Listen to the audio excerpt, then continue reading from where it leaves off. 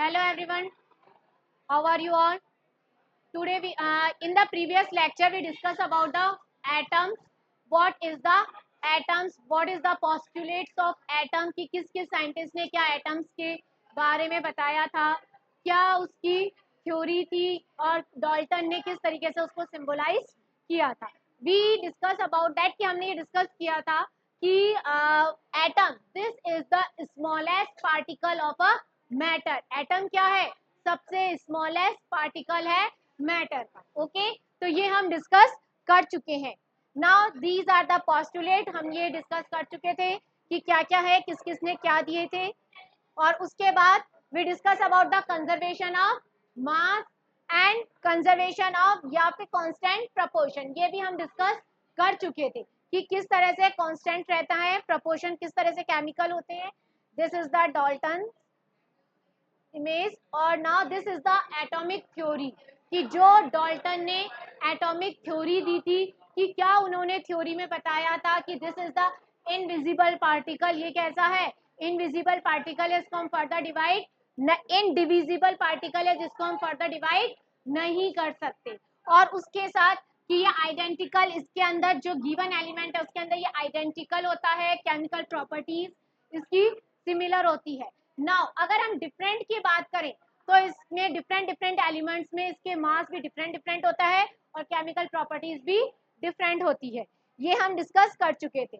और एटम की हमने रेडियस डिस्कस करी थी 1 मीटर इक्वल टू 10⁹ मीटर. ये कुछ हमारे सिंबल्स थे कि डाल्टन ने हमें कुछ सिंबल्स बताए थे. सबसे पहले फर्स्ट कौन थे? डाल्टन ही थे साइंटिस्ट जिन्होंने हमें सिंबल, उनको एलिमेंट्स को एज अ सिंबल यूज में लेना बताया था. उसके बाद आईयूपीएसी नॉमेनक्लेचर यूज में आया. आईयूपीएसी नॉमेनक्लेचर के हमने रूल्स पढ़ लिए थे. क्या रूल्स थे? Now this is the atomic number. Atoms के ये नेम है कि कौन कौन से एटम है और this is the symbol of atom. Now today we will discuss about the atomic mass. आज हम डिस्कस करेंगे what is the atomic mass. Atomic mass क्या है? How can we calculate atomic mass? हम कैसे एटॉमिक मास को calculate कर सकते हैं. तो now first the most remarkable concept that Dalton's atomic theory proposed was that of the atomic mass. According to him, each element had characteristics of atomic mass. कि according to Dalton ने जो atomic theory दी थी उसके अंदर कि उन्होंने एक atomic mass भी प्रपोज किया था. उन्होंने क्या बताया था? Every atom have a mass, this is known as the atomic mass. कि हर एक एटम के पास क्या होता है? एक मास होता है जिसे हम क्या कहते हैं? उस एटम का एटॉमिक मास. अब यहाँ पर इस एटॉमिक मास को हम कैसे डिफाइन करते हैं?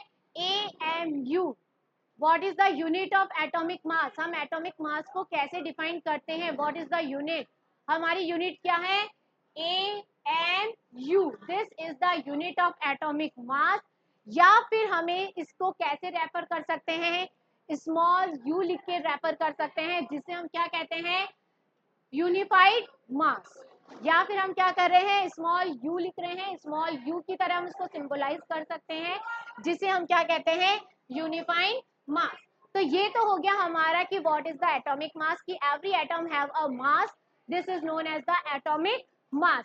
अब एवरी एटम जो मास है, अब ये देखो कि यहाँ पर एलिमेंट्स इतने, जो उनका एलिमेंट्स, उनके एटॉमिक मास इतने स्मॉल होते हैं. या फिर हम ये कहें कि एलिमेंट्स इतने स्मॉल एलिमेंट्स होते हैं या फिर उनके जो एटम्स हैं इतना, उनका जो साइज है इतना स्मॉल होता है कि हम उसको इजीली मेजर नहीं कर सकते. एटम्स के हम इजीली एटॉमिक मास मेजर नहीं कर सकते. तो उस एटॉमिक मास को मेजर करने के लिए हमें क्या करना पड़ता है? किसी से उसको कंपेयर करना पड़ता है कि कैसे हम उसका एटॉमिक मास फाइंड आउट कर सकते हैं. तो यहाँ हम एटॉमिक मास कैसे फाइंड आउट कर सकते हैं कि हम कोई, जैसे फॉर एग्जांपल कि हमने कोई एक शॉपकीपर है, वो शॉपकीपर, उसके पास बैलेंसर है बट उसके पास वेट करने के लिए 1 kg 2 kg के इंस्ट्रूमेंट नहीं है जिससे वो उनको वेट करे। तो उसने क्या किया कि उसने एक दूसरी शॉपकीपर के पास जाकर 1 kg के उसने कुछ मैंगोज ले लिए। जब उसने 1 kg के मैंगोज ले लिए, अब उन 1 kg के मैंगोज को उन्होंने क्या कर लिया, अपने पास ऑथेंटिकेट रख लिया। अब वो अपनी शॉप पर जितने भी फ्रूट्स हैं, जितने भी वो फ्रूट सेल आउट करेगा, तो वो उनको 1 kg कैसे मेजर करेगा, तो वो उनको 1 kg कैसे मेजर करेगा, उसने जो एप्पल्स या मैंगोज जो वो नियर बाय शॉप से 1 kg जो मेजर करवा के लाया था, एक तरफ उनको रखेगा और जितने भी वो सेल करेंगे उसको वो दूसरी साइड में रखेगा। तो यहाँ पर हमें क्या मिला कि एक हमने एक ऑथेंटिकेट एक मेजरमेंट हमने ले लिया कि हमने एक 1 kg अलग से मेजरमेंट ले लिया है और रिमेनिंग जितने भी फ्रूट्स हैं हम किसको सेल कर रहे हैं, उस 1 kg के अकॉर्डिंग हम उनको सेल आउट कर रहे हैं। तो यहाँ पर भी एटॉमिक मास भी हमें फाइंड आउट करने के लिए हम एक ऑथेंटिकेट या फिर एक कॉमन एलिमेंट लेते हैं। This common element is known as the carbon. वो हमारा कॉमन एलिमेंट क्या है, कार्बन है। उस कार्बन के अकॉर्डिंग ही हम सारे एटॉमिक मास को हम क्या कर सकते हैं, और एलिमेंट्स के एटॉमिक मास को हम फाइंड आउट कर सकते हैं। तो यहाँ पर अलग अलग एलिमेंट्स जैसे ऑक्सीजन है, ऑक्सीजन का एटॉमिक मास कितना होता है, 60। तो अगर हम उसकी मतलब एटॉमिक नंबर क्या है उसका, 8 है। अगर हमें उसका एटॉमिक मास फाइंड आउट करना है तो क्या हो जाएगा, 60। तो यहाँ पर कि यहाँ पर देखो कि जो साइंटिस्ट है 1/16 of the mass of an atom of naturally occurring oxygen as a unit, कि अगर हमें ऑक्सीजन का फाइंड आउट करना है तो हम क्या करेंगे, उस मॉलिक्यूल के अंदर ऑक्सीजन का एटॉमिक मास हमें पता चल गया कितना है, 16 है। ऑक्सीजन का एटॉमिक मास कितना है हमारा, 16 है।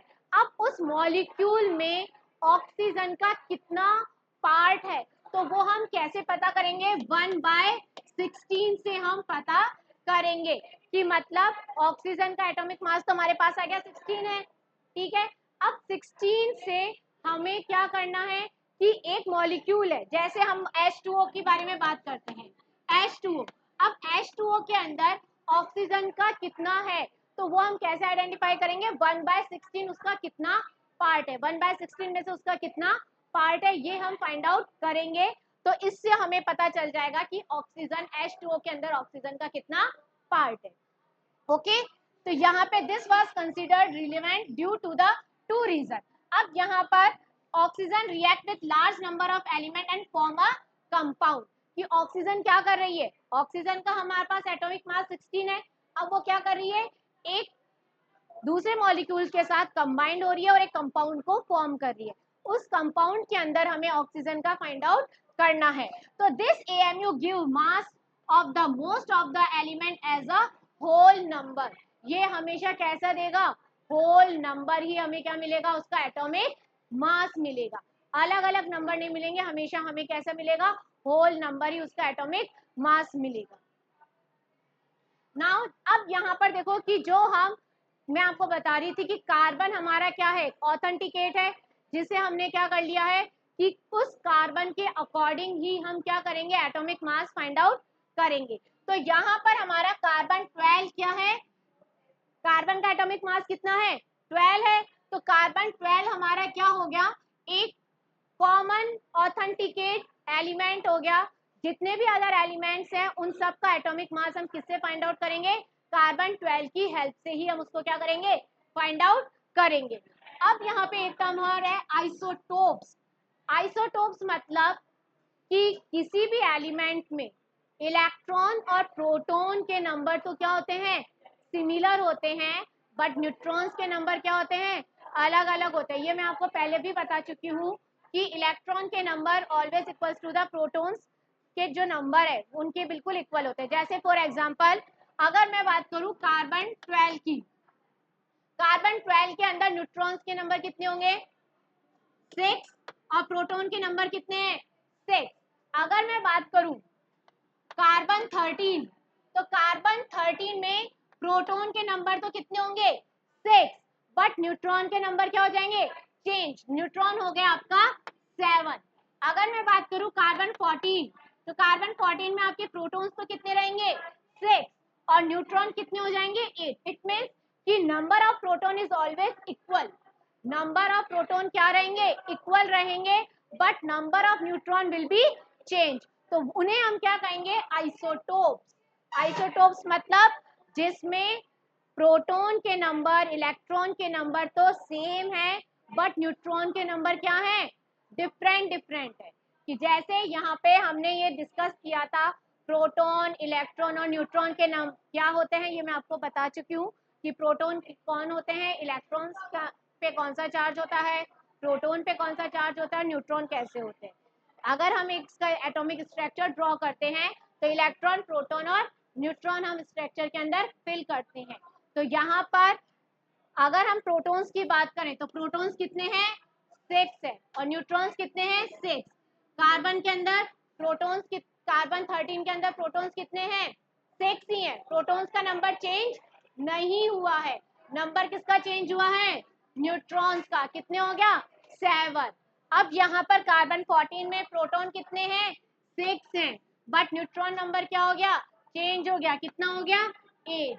क्लियर। तो यहाँ पर आइसोटोप्स इट मींस कि प्रोटॉन्स के नंबर तो क्या है, सेम है, बट न्यूट्रॉन्स के नंबर क्या है, चेंज है। In 1961, for a universally accept AMU, carbon-12 isotope was chosen as the standard reference for measuring of atomic mass. कि एटॉमिक मास को आइडेंटिफाई करने के लिए कार्बन 12 को हमने क्या कर लिया है, एक कॉमन, मतलब कार्बन 12 एक हमने कॉमन एलिमेंट ले लिया है, जिससे ही अदर्स को हम क्या करेंगे, आइडेंटिफाई करेंगे।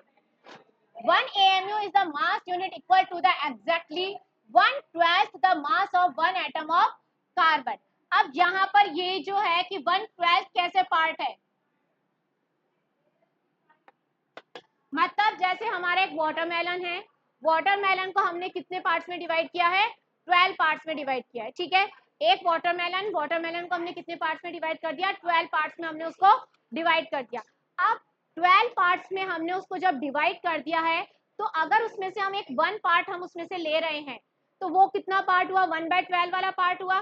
कि मतलब जैसे अगर जैसे एक सर्कल है, सर्कल को हम डिवाइड करते तो कितना हो गया, 1/2। अगर इसको हम और हमने इसको डिवाइड कर दिया, तो अगर हम एक पार्ट की बात करें तो कितना हो गया, 1/4। एक पार्ट की बात करें तो कितना हो गया, 1/4। इसी तरह अगर इस सर्कल को हम 12 पार्ट्स में डिवाइड कर देते हैं, हमने इसको कितने पार्ट्स में डिवाइड कर दिया, 12 पार्ट्स में अगर हम इसको डिवाइड कर देते हैं, और एक पार्ट की हम बात करते हैं, ओनली 1 पार्ट की हम बात करते हैं, तो वो कितना होगा, 1/12 पार्ट होगा। वो पार्ट कितना हो गया, 1/12 पार्ट। तो वो वाला जो 1/12 पार्ट्स है, उससे अकॉर्डिंग हम दूसरे एलिमेंट्स को मेजर कर रहे हैं। This is known as the relative atomic mass. इसे हम क्या कहते हैं, रिलेटिव एटॉमिक मास। कि मतलब जैसे हमने वाटरमेलन को 12 पार्ट्स में डिवाइड किया, उसमें से 1 पार्ट ऑफ वाटरमेलन हमने ले लिया, उसे बैलेंसर की एक साइड में रखा, और दूसरा जो कोई एटम है, मतलब दूसरा कोई फ्रूट है या दूसरा कुछ भी ऑब्जेक्ट है, उसको हमने बैलेंसर के दूसरे साइड में रखा। तो अब जितना वाटरमेलन का 1/12 वाला पार्ट है, उसके अकॉर्डिंग हम उसको जो एटॉमिक मास है वो हम क्या कर लेंगे, फाइंड आउट कर लेंगे। उस फ्रूट का एटॉम, उस फ्रूट का वेट हम फाइंड आउट कर लेंगे। तो सिमिलर हम कार्बन के जो 1/12 वाला जो पार्ट है, उससे लेकर अदर एलिमेंट्स का हम क्या फाइंड आउट करते हैं, एटॉमिक मास। और this is known as the relative atomic mass. इसे हम क्या कहेंगे, relative atomic mass. Elements have been found with respect of atom of carbon 12. The relative atomic mass of the atom of an element is defined as the average mass of atom as compared to 1/12 the mass of the one carbon 12 atom. Now, how do atom exist? कि atom किस तरीके से exist करता है, कैसे atom, क्या atom freely environment में रह सकता है क्या, या फिर वो किसी के साथ कंबाइंड होकर रहेगा। तो यहाँ पर जो atom, most of elements are not able to exit independently. Atom अपने आप इंडिपेंडेंटली एग्जिट नहीं करती, वो हमेशा कैसे रहते हैं, कॉम्बिनेशन में रहते हैं। कि यहाँ पे atoms form molecules and ions, atoms क्या बनाते हैं, मॉलिक्यूल्स एंड आयंस, तभी जाके वो रहेंगे, वरना वो इंडिविजुअली नहीं रह सकते। Molecules, what is the molecules? Is a group of two or more atoms that are chemically bounded together by attractive force. ये देखो, this is the atom, ये तो हमारा क्या है, atom, and this is the element, ये पूरा क्या है, एलिमेंट। अब इस एलिमेंट में क्या प्रेजेंट है, एटम, और ये एटम, इन एटम से मिलकर क्या बन रहा है हमारा, मॉलिक्यूल्स। और मॉलिक्यूल्स कंपोनेंट्स भी हो सकते हैं और एलिमेंट्स भी हो सकते हैं, या तो वो मॉलिक्यूल कंपोनेंट के होंगे या फिर वो मॉलिक्यूल किसके होंगे, एलिमेंट्स के। A molecule can be defined as the smallest particle of an element or a compound that is capable of an independent exist and show all the properties of the substance. Atoms of the same element or different element can join together to form a molecule. या फिर हम इस atom, ये जो same atoms है, इनको combine करके किसको फॉर्म कर सकते हैं, मॉलिक्यूल्स को। जितने भी कॉमन एटम्स हैं, सिमिलर एटम्स को फॉर्म मिला के क्या बना सकते हैं, मॉलिक्यूल्स को फॉर्म कर सकते हैं। नाउ मॉलिक्यूल्स ऑफ एटम, यहाँ पर देखो कि हम अगर मॉलिक्यूल्स बना रहे हैं, एटम हमने 1 से 2 एटम्स ले लिए, उनको अगर हम मॉलिक्यूल्स बना रहे हैं तो वो किस किस टाइप के मॉलिक्यूल्स हो सकते हैं। तो basically the molecules of an element are same type of atom, same type of atom के वो हो सकते हैं, सेम टाइप हो सकते हैं। Molecules of many atoms such as argon, helium are made up of only one atom of that atom, कि इसके अंदर मॉलिक्यूल्स जो फॉर्म हो रहा है, जैसे फॉर एग्जांपल अगर हम ऑक्सीजन की बात करें, this is the single atom, oxygen की बात करें, this is the single atom. अगर मैं एक और ऑक्सीजन ऐड कर रही हूँ तो ये क्या बन गया, ऑक्सीजन का मॉलिक्यूल बन गया। कि यहाँ पे हमारा क्या था, सिंगल ऑक्सीजन, और एक और हमारा क्या था, सिंगल ऑक्सीजन, दोनों ऑक्सीजन कंबाइंड हुए तो क्या बन गया, ऑक्सीजन का मॉलिक्यूल। तो this is known as the oxygen molecule. तो ये हमारे डाइएटॉमिक, ट्राइएटॉमिक, टेट्राएटॉमिक, पॉलीएटॉमिक कितनी भी तरह के हो सकते हैं। जैसे अगर ऑक्सीजन 2 मॉलिक्यूल मिलते हैं तो दिस इज द डाइएटॉमिक, और अगर 3 ऑक्सीजन के मॉलिक्यूल बनते हैं तो this is known as the triatomic. तो अगर ट्राई बहुत ज्यादा मिलते हैं तो this is known as the polyatomic. Now molecules of compounds, कि यहाँ पर ये हम पहले भी कर चुके हैं कि किस तरीके से, ये मैंने आपको पहले भी बताया था कि जैसे वाटर मॉलिक्यूल है, तो वाटर मॉलिक्यूल में क्या क्या प्रेजेंट है, हाइड्रोजन एंड ऑक्सीजन, ठीक है, और उसका रेशो क्या है, 1:8। अमोनिया की बात करें तो उसमें क्या प्रेजेंट है, नाइट्रोजन एंड हाइड्रोजन, किस रेशो में है, 14:3। ये मैंने आपको पहले भी बताया था। कार्बन डाइऑक्साइड की बात करें तो कार्बन एंड ऑक्सीजन तो कितने रेशो में है, 3:8। कि कैसे हो जाएगा, कार्बन का कितना हो गया हमारा एटॉमिक मास 12, और ऑक्सीजन का कितना है 16, और यहाँ पर ऑक्सीजन के कितने मॉलिक्यूल्स हैं, 2 मॉलिक्यूल्स है, तो वो कितने हो जाएंगे 32। ठीक है, तो उसको हम डिवाइड करेंगे, क्रॉस करेंगे तो वो कितना हो जाएगा 3:8। तो this is the carbon dioxide का रेशो निकल जाएगा। Now ions, this is very important, how can we know ions. तो बेसिकली अगर हम बात करें, stand up Saurabh, how many ions are there, how many ions are there normally, कि कितने टाइप के आयंस होते हैं, name, repeat again, yes Urvashi, yes, positively charged ion and negatively charged ion. There are 2 types of ions, one is positively charged ion and the second is negatively charged ion. तो positively charged ion, जैसे ये sodium आपको दिख रहा है, sodium कैसा है, positively charge है, और क्लोरीन कैसा है, negatively charge. How can be identify, कैसे हम आइडेंटिफाई कर सकते हैं कि किस एलिमेंट पे कौन सा चार्ज प्रेजेंट है। दृष्टि stand up. What is the atomic number of sodium, what is the atomic number of sodium?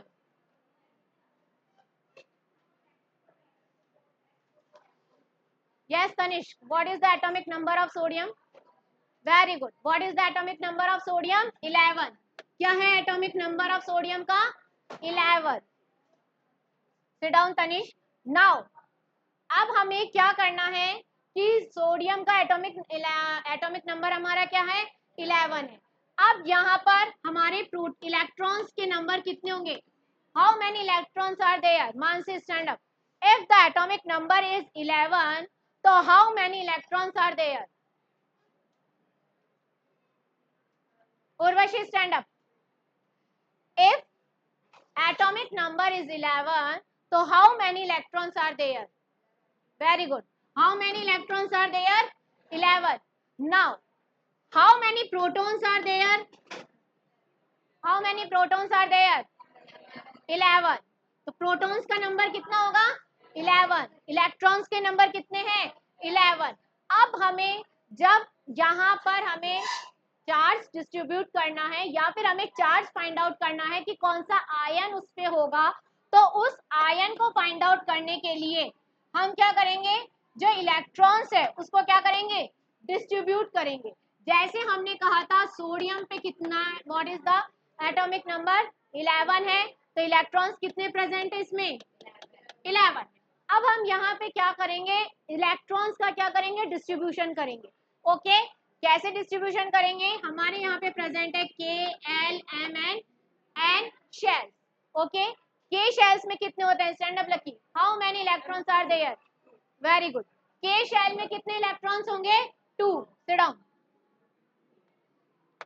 L shell में कितने इलेक्ट्रॉन्स फिल कर सकते हैं? जी I stand up. How many electrons we can fill into the L shell? 8। Very good. Sit down. 8 electrons हम किसमें fill कर सकते हैं? एल शेल के अंदर। ठीक है, अब यहाँ पर देखो टोटल कितने हो गए? 8 + 2 10। कितने इलेक्ट्रॉन्स हो गए? 10। हमने 10 इलेक्ट्रॉन्स तो क्या कर दिए? डिस्ट्रीब्यूट कर दिए। अब रिमेनिंग 1 इलेक्ट्रॉन रह गया। यस रौनक मीना स्टैंड अप। रिमेनिंग जो 1 इलेक्ट्रॉन है हम किस शेल में फिल करेंगे? यस माही स्टैंड अप। Very good. किस शेल में फिल करेंगे? एम। तो एम में कितना इलेक्ट्रॉन हम फिल करेंगे? 1 इलेक्ट्रॉन। तो हमारे पास अगर हम सोडियम का इलेक्ट्रॉनिक डिस्ट्रीब्यूशन देखें तो यहाँ पे हमारा ये सोडियम है और इस सोडियम का इलेक्ट्रॉनिक डिस्ट्रीब्यूशन कितना हो गया? 2, 8 एंड 1। मतलब के शेल में कितने हो गए? 2। एम के एल में कितने हो गए? 8। और एम शेल में कितना हो गया? 1। This is the electronic distribution of sodium ion. Similar, अब हम इसका क्लोरीन का भी इलेक्ट्रॉनिक डिस्ट्रीब्यूशन देते हैं। What is the atomic number of chlorine? Sakshi stand up. Very good. The chlorine का एटॉमिक नंबर कितना है हमारा? 17। Sit down. Gunjan stand up. What is the electron number of chlorine? 17। तो क्लोरीन में इलेक्ट्रॉन नंबर कितने हुए? 17। अब यहाँ पर हमें इसका भी इलेक्ट्रॉनिक डिस्ट्रीब्यूशन करना है, तो यहाँ पर हम इसका, अब क्लोरीन के अंदर अगर हमारे पास कितने हैं? 17 इलेक्ट्रॉन्स है। अब हम इनका इलेक्ट्रॉनिक डिस्ट्रीब्यूशन करेंगे। Similar, in the K shell में हम कितने इलेक्ट्रॉन्स फिल करेंगे? Aryan stand up. How many electrons we can fill into the K shell? 2। Very good. कितने फिल करेंगे? 2। Yes Chitransh stand up. How many electrons we can fill into the L shell? 8। Very good. Sit down. 8 में हमने कितने fill करे? 8 electrons हमने fill करे। Now अब कितने इलेक्ट्रॉन्स हो गए? 8 + 2 10। 10 इलेक्ट्रॉन्स तो हमने क्या कर दिए? फिल कर दिए। अब रिमेनिंग कितने इलेक्ट्रॉन्स रह गए? 7 इलेक्ट्रॉन्स रह गए। Anisha stand up. अनिष्का, कि अब हम हमारे 7 इलेक्ट्रॉन्स किस शेल में फिल करेंगे, एम में। Very good, sit down. अब हम हमारे 7 इलेक्ट्रॉन्स किस शेल में फिल कर रहे हैं, एम शेल में हम फिल कर रहे हैं। तो now this is the electronic distribution of chlorine. कितना हो गया, 17 हो गए, 8 + 2 10 और +7 कितने हो गए, 17। तो this 17, this is the electronic distribution of chlorine. यहाँ पर कितना है, क्लोरीन का ये इलेक्ट्रॉनिक डिस्ट्रीब्यूशन हो गया। अब यहाँ पर हमारे जो एम शेल है, एम शेल में कितने इलेक्ट्रॉन हम फिल कर सकते हैं, एक इलेक्ट्रॉन फिल कर सकते हैं। तो यहाँ पर क्लोरीन में कितने फिल है, 7। तो क्लोरीन के पास एक कैपेसिटी है कि वो एक इलेक्ट्रॉन को कैरी कर सकता है। अब यहाँ पे सोडियम के पास में जो आउटर मोस्ट शेल है, कौन सी है, एम शेल, उसमें कितना इलेक्ट्रॉन है, 1 इलेक्ट्रॉन ही है। तो अगर सोडियम के पास ओनली आउटर मोस्ट शेल में 1 इलेक्ट्रॉन है, तो वो क्या कहेगा कि वो क्लोरीन से बात करेगा और क्लोरीन को कहेगा कि आपके पास एक इलेक्ट्रॉन की रिक्वायरमेंट है, तो क्या मैं एक इलेक्ट्रॉन आपको दे सकता हूँ। तो वो क्या करेगा, सोडियम एक इलेक्ट्रॉन किसको दे देगा, क्लोरीन को। सोडियम ने एक इलेक्ट्रॉन किसको दे दिया, क्लोरीन को। तो यहाँ पर सोडियम ने जब एक इलेक्ट्रॉन रिमूव कर दिया, रिलीज कर दिया, तो सोडियम पे कौन सा चार्ज आएगा, प्लस। कौन सा चार्ज, कौन सा आयन आएगा, पॉजिटिव आयन। कौन सा आयन आ जाएगा, पॉजिटिव। ठीक है, तो सोडियम ने एक इलेक्ट्रॉन क्या कर दिया, रिलीज कर दिया, तो कौन सा आ गया, पॉजिटिव। अब यहाँ पर क्लोरीन ने क्या किया, एक इलेक्ट्रॉन क्या कर लिया, गेन कर लिया। क्लोरीन ने क्या किया, एक इलेक्ट्रॉन गेन कर लिया, तो क्लोरीन पे क्या आ जाएगा, नेगेटिव चार्ज। क्लोरीन पे कौन सा आ गया, नेगेटिव चार्ज। तो यहाँ पर सोडियम पे क्या हो गया हमारे पास, पॉजिटिव, और क्लोरीन पे क्या आ गया हमारे पास, नेगेटिव आयन। तो इस तरीके से हम क्या कर सकते हैं, आयंस फाइंड आउट कर सकते हैं कि कौन से एलिमेंट में कौन सा आयन आएगा।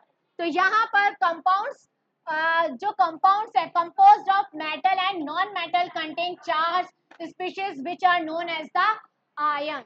कि जो कंपाउंड्स हैं वो किससे मिलकर बने होते हैं, मेटल और नॉन मेटल से। एक पार्ट उसका क्या होगा, मेटल का होगा, और एक पार्ट कौन सा होगा, नॉन मेटल का। और उसके ऊपर जो प्रेजेंट है charge, these are known as the ions. उन्हें हम क्या कहेंगे, आयंस। और जो नेगेटिवली चार्ज आयन होते हैं, they are known as the anions. Chlorine पे कौन सा चार्ज है, नेगेटिव है, तो ये कैसा है, एनायन। और अगर पॉजिटिवली चार्ज आयन है तो उसे हम क्या कहेंगे, कैटायंस। तो यहाँ पर सोडियम पे कौन सा है, कैटायन। सोडियम पे कौन सा चार्ज है, positive charge, cation. Sodium chloride, अब जब सोडियम और क्लोरीन आपस में कंबाइंड हो गए तो उन्होंने क्या बना लिया, सोडियम क्लोराइड, NaCl। क्या बन गया, NaCl। This is the sodium chloride. Its constituent particles are positively charged sodium ions and negatively charged chloride ions. A group of atoms carrying a charge is known as the polyatomic ions. The group of atoms carrying a charge is known as the polyatomic ions. Now, this is the, ये हमें ions समझ में आ गए कि किस तरह से ions होते हैं, पॉजिटिव आयंस, नेगेटिव आयंस। अब ये हमारे केमिकल फॉर्मूला है, ये हम हमारे नेक्स्ट लेक्चर में कंप्लीट करेंगे। Thank you.